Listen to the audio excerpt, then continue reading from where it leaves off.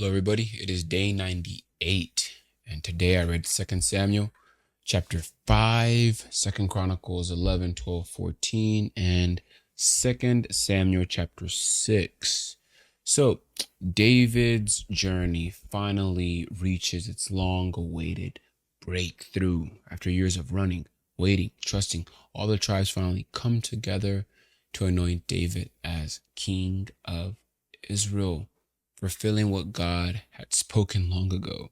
David is now about 30 years old, and he takes a throne and rules for about 40 years, first in Hebron, then in Jerusalem, after he conquers the stronghold of Zion, which becomes the city of David. So, the book of Chronicles, as I'm reading Samuel, and it's going back and forth with Chronicles, because Chronicles um had some stories of King David, some stories of Genesis.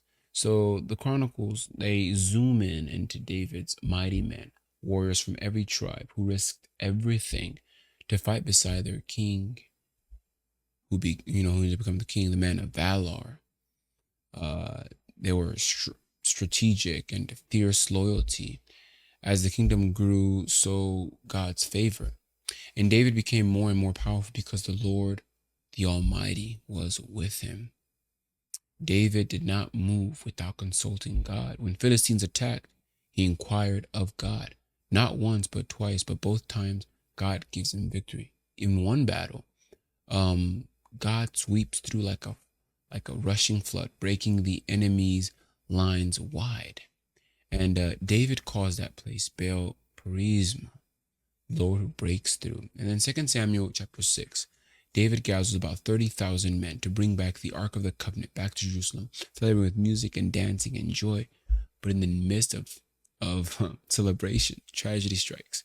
When Uzzah, he touches the Ark and God strikes him dead. It's a sobering moment, reminder that God's holiness is something not to be taken lightly.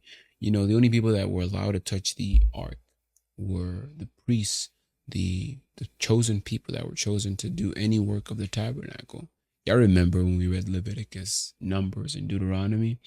So the celebration stops, and David is fearful and kind of confused. And, the ark is temporarily, he leaves the ark at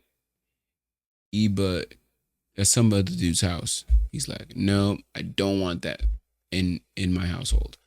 But then he realizes that person is like God's blessing him, so he